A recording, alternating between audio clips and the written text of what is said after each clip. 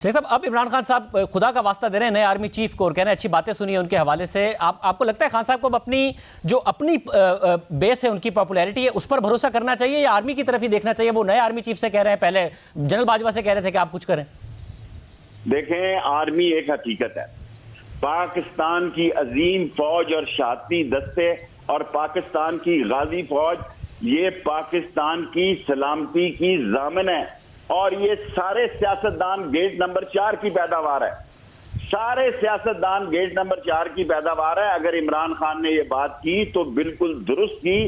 पाक फौज भी पाकिस्तान की कौमी मईशत जो है, कौमी सलामती की जामिन है। मैं खुदा के घर में आपको कह रहा हूं, मैं 240 रुपए का डॉलर लेके आया हूं, मुझे वो महंगा नहीं दे सकते। मेरे महल्लेदार हैं लाल हवेली के, वो मुझे महंगा नहीं दे सकते। इसका मतलब है 240 रेट था जो उन्होंने मुझसे दिया। मुल्क की इकोनॉमी का डिजास्टर इतना बड़ा है कि आप देख रहे हैं कि जहां से आप इंटरव्यू करते हैं वहां एक बाप अपनी 3-3 बेटियों को ज़बह कर रहा है। सो पाक फौज इस मुल्क की कौमी सलामती की दीवार चीन है और अगर इमरान खान ने उस फौज को, उस दीवार चीन को कहा है कि इस मुल्क को जो खतरात हैं, जो ये मुल्क एक गंभीर मसाइल में जा रहा है, जो संगीन मसाइल में जा रहा है, उसमें फौज ने अपना रोल अदा करना है। ये बेशक जरूरी नहीं कि वो सियासत में आए, लेकिन सियासत है क्या? सियासत अवाम के साथ है। ये फौज अवाम की फौज है। ये कोई रॉयल जॉर्डानियन आर्मी नहीं है, माफ करना। शेख साहब, ये मिडिल क्लास के लोगों की फौज। आप जो इकोनॉमी के हवाले से बात कर रहे हैं बिल्कुल दुरुस्त बात है और आपने ये भी दुरुस्त कहा, हमने भी मार्केट में देखा है कि जो रेट है ये मसनूई रह गया है। 240 से कम का डॉलर मिल नहीं रहा है, किसी को भी नहीं मिल रहा है। ये बात भी आप बिल्कुल दुरुस्त कर रहे हैं। ओपन मार्केट में अगर कोई लेने जाए, जो आपका अपना जाती तजर्बा भी हो गया, मगर बात कह रहा हूं, मगर मैं अपनी बात कह रहा हूं, खाना काबा के ये आप दुरुस्त कह रहे हैं। मैं तो इसको इंडोर्स कर रहा हूं कि ऐसा ही है जैसा आप कह रहे हैं। वाकई नहीं है मार्केट में दस्तयाब 240 से कम का डॉलर। मगर फिर फौज करे क्या? आप ये कह रहे हैं कि वो सियासत में मुदाखलत करे। जो उन्होंने मुदाखलत की उसका तो हाल हमने देख लिया है कि किस तरीके से इस वक्त मुल्क के हालात हो गए हैं, कहां पर मुल्क आके खड़ा हो गया। वो दोबारा क्या इलेक्शन कराएं, इस हुकूमत को मजबूर करें कि इलेक्शन कराएं? देखें, जब हुकूमत को अपनी पोजीशन पता है, हुकूमत को पता है कि किस तरह उनके केस खत्म हुए हैं, हुकूमत को पता है कि किस तरह उनको लाया गया है, हुकूमत को पता है कि किस तरह लंदन में मीटिंग्स हुई हैं, हुकूमत को पता है कि किस तरह सारे चाल चले गए हैं, तो इस मुल्क की सालमियत भी जो है वो फौज के जुम्मे है सबसे पहले, सियासतदानों से भी पहले। क्योंकि ये बड़े सगीर पाको हिंद में नहीं बल्कि सारी दुनिया की एक अजीम तरीन फौज है और पाकिस्तान एक एटॉमिक मुल्क है जो बैठ रहा है अंदर से। रूस के टूटने के लिए किसी ने नहीं मांगा, किसी ने जुलूस नहीं निकाला, वहां कोई पत्थर नहीं चला, किसी ने ताजिकिस्तान, उज्बेकिस्तान, काजाकिस्तान, किसी ने जुलूस नहीं निकाला, इकॉनमी बैठ गई। सो पाकिस्तान अंदर से बैठ रहा है हुजूर, और ये फौज का भी पाकिस्तान है, सियासतदानों का भी पाकिस्तान है। बैठें और आवाम को फैसले का हक दें। जो शऊर इमरान खान ने नौजवानों को दिया है उसका मुस्बत नतीजा निकलेगा। शेख साहब, खान साहब ने कहा कि मैंने जनरल आसिम मुनीर के बारे में अच्छी बातें सुनी हैं। आप तो खुद वजीर थे। 8 महीने के लिए जनरल आसिम मुनीर इमरान खान साहब के पहले DGISI थे, उनको हटा दिया था। फिर खबरें आई कि उन्होंने कुछ ऐसी बातें उनको बताई थी जो करप्शन के मामला थे, जिसकी वजह से उन्हें हटा दिया उल्टा। तो खान साहब कैसे कह रहे हैं उन्होंने सुनी है बातें? वो तो जानते हैं अच्छी तरीके से जनरल आसिम मुनीर को। शाहजेब, अच्छी मुस्बत बातें करो, हालात को बेहतरी की तरफ लेने जाओ। आप भी एक कौमी अदारा हैं, मैं किसी पर मान नहीं करता। मैं आपके चैनल को यह कहना चाहता हूं कि बात को समेटा जाए, बात को सबको इकट्ठा बैठाएं। एक दूसरे के गंदे कपड़े धोने की बजाय हम एक पॉश और इस्त्री वाले कपड़े पेश करें और हम अपना अंदर का गंद खत्म करें। क्योंकि मुल्क को गंदा और परागंदा जो होना था, इससे ज्यादा खतरनाक हालात नहीं हो सकते।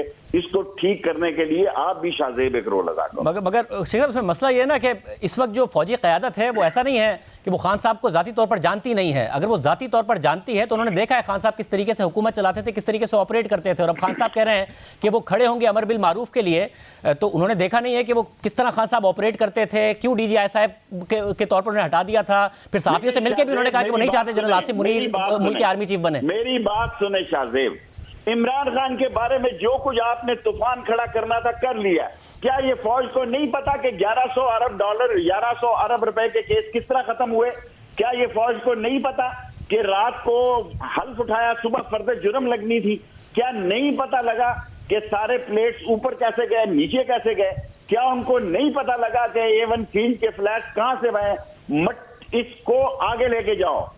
आगे ये है कि पाकिस्तानी कौम को जिंदा रहने का शऊर दो, एक मकबूल और मजबूत हुकूमत को लाओ, वोटों से जो भी लाए, मेरे ख्याल में वो इमरान खान आएगा। अगर कोई और आता है लोगों के वोटों से तो वो आ जाए। मेरी सोच और मेरी सपोर्ट और मेरी जुस्तजू, जोश, वलवला, तंतना, दबदबा, हममा इमरान खान के साथ है। मगर शेख साहब इसमें मसला ये है, जब आप कह रहे हैं कि फौज को ये बातें नहीं पता, हमने देखा है ना कि इमरान खान साहब की हुकूमत में ही जो केसेस बने, अब जो अखबार लिखता था वो माफी मांग रहा है, फिर एनसीए ने क्लीन चिट दे दी शहबाज शरीफ को, फिर जो एवन फील्ड अपार्टमेंट्स हैं उनके लिए कुछ नहीं किया, जो 50 अरब रुपए मिले थे बिजनेस टाइकून को कि वो उसकी जेब में ही डाल दिए। तो फिर क्या पकड़ा खान साहब ने, क्या किया पौने 4 साल में? शाहजेब साहब, जब आपके जंग अखबार के जो रूलर थे उनको आग लगाई जा रही थी लाहौर के अखबारों में, लाहौर के जंग के रूलरों को आग लगाई जा रही थी, उस वक्त शाहजेब किसी और चैनल पे था, मैं था जो आग रखवा रहा था। आपका एक रोल होना चाहिए इस मुल्क को अवाम की राय आमा की तरफ ले जाने का। आज मैं 8 महीने के बाद पहली दफा आपका प्रोग्राम इसलिए कर रहा हूं कि अल्लाह के घर से मैं अपनी जिम्मेदारी समझता हूं कि जिस तरह पाक फौज की जिम्मेदारी है और वो कर रही है इस मुल्क को बचाना और आगे लेके जाना, इस तरह आपकी और आपके चैनल की भी जिम्मेदारी है कि पेट्रोल ना डालें, पानी डालें, आग को नरम करें और मुल्क को इलेक्शन की तरफ लेकर जाएं। मगर शेख साहब, कैसे ये पानी है, इलेक्शन की तरफ जाना कैसे पानी है, पेट्रोल नहीं है? नहीं, ठीक होगा, आप घबराए नहीं। मैं अल्लाह से दुआ भी मांगी है। मैंने हसीन के नीचे लोगों को रोते हुए देखा है पाकिस्तान के लिए। लोग रो रहे थे, लोग चीख रहे थे, खाना काबा के दरवाजे के नीचे छाती लगा के लोग रो रहे थे। यहां आके देखो पाकिस्तान के लिए दर्द है। वो चोर, लुटेरे, डाकू, बेईमान जिन्होंने दौलतें शिफ्ट की हैं बाहर, उनको तो ट्रायल होना चाहिए, उनका सख्ती से ट्रायल होना चाहिए, इंतखाब भी हो, उनका एहतसाब भी हो और आप एक रोल अदा करें। मैं सोच समझ के आपको यहां से इंटरव्यू दे रहा हूं। मेरा ये यकीन है कि अवाम की सोच में आप एक मुस्बत रोल अदा कर सकते हैं बजाय मनफी रोल अदा करने। शेख साहब, मीडिया का काम है ना कि हकाइक को रिपोर्ट किया जाए। ज़ाहिर है आपके अपने एहसासात हैं, मगर उन एहसासात के तहत वो चीज़ जो आपको सूट करती हो, इमरान खान साहब को सूट करती हो, बेशक वो हकाइक के बरक्स हो, ये काम तो नहीं है मीडिया का कि उसके लिए कैंपेन करना शुरू कर दे क्योंकि आपको लगता है वो अमर बिल मारूफ है, बेशक वो सच ना हो, वो झूठ हो। और आपको लग रहा है कि हुकूमत अब कह रही है कि जी हम करा देंगे पंजाब में इलेक्शन, तो हुकूमत करा देगी पंजाब में इलेक्शन या हुकूमत गिर जाएगी अगर आप असेंबलियाँ तहलील करने जा रहे हैं इमरान खान साहब, और आपको लग रहा है कि उससे इंतखाबात की राह हमवार होगी क्योंकि हुकूमत चैलेंज कर रही है? अब करा देना मेरी जान, हम भी यही कहते थे 5 साल पूरे लगाएंगे, ऐसा होता नहीं है। हम भी ये कहते थे 5 साल पूरे लगाएंगे, लोगों ने नीचे से कलीन खींच दिया और ये कह रहे हैं कि जनाब अली हम वक्त पे इलेक्शन कराएंगे। आपका तो सत्यानाश हो जाएगा। न चीन पैसे दे रहा है, न सऊदी अरब पैसे दे रहा है, न रूस पैसे दे रहा है, और अपनी हालत आपकी क्या है? आप पे तो इस हुक्मरानों पे सबसे पहले जिम्मेदारी है कि इनके जो फॉरेन अकाउंट्स में पैसे हैं वो लेके वापस आए सबसे पहले। और आप जो कह रहे हैं कि इलेक्शन ये अपने वक्त पे कराएं, इनका तो चेहरा ही स्याह हो जाएगा। इनको तो देखें, ये सारी जो जिद्दोजहद कर रहे हैं ये इख्तदार में चिमटे रहने की कर रहे हैं। जितनी देर ये इख्तदार में चिमटे रहेंगे उतना ही अपना सियासी मुर्दा खराब करेंगे। मगर शेख साहब, आप उस वक्त आपकी राय क्या थी जब 8 मार्च से पहले इमरान खान साहब के पास मौका था कि वो असेंबलियां तहलील कर देते, उन्होंने नहीं किया, अदम एतमाद आ गई, आप कह रहे थे उनसे कि जी आप असेंबलियां तहलील करें, चलें इलेक्शन में? मैं अब कह के अब वक्त नहीं है, लेकिन मैं कैबिनेट में इमरान खान साहब को ये कहता था कि असेंबली तोड़ दें, लेकिन मुझे इतना जो रिस्पांस अवाम में नजर आया, ये उसका वो मुकद्दर का सिकंदर निकला, उस पर अल्लाह का एहसान हुआ।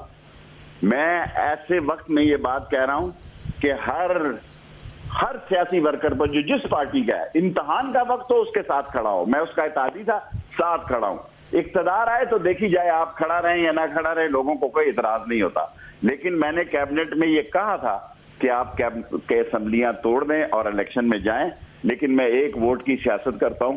मैं कह ही सकता हूं, मैं वाहिद मेंबर हूं जो मेरी वो बात सुनता है, अगर वो ना सुने तो मैं क्या कर सकता हूं। मगर क्या इमरान खान साहब को जनरल बाजवा पे यकीन था कि वो हुकूमत बचा लेंगे? क्यों नहीं तोड़ी उन्होंने? देखिए, बार बार बाजवा को ला रहे हो, जो चला गया रात गई सो बात गई। खान साहब बार बार ला रहे हैं, क्या करें? देखें, वो तो आप इंटरव्यू लेने बात करते हैं ना, मुझसे लेके देखें। मैं अगर बात करूं तो बात करूं। देखो ना, मैं तो बहुत उस्ताद, दादा उस्ताद था जब मैं हॉस्टल में रहता था और बाजवा साहब नीचे इस्लामी जमीयत तुलबा के नाज़िम थे उस वक्त गवर्नमेंट कॉलेज के। लेकिन ये सारी बातें भूलनी चाहिए। फौज के साथ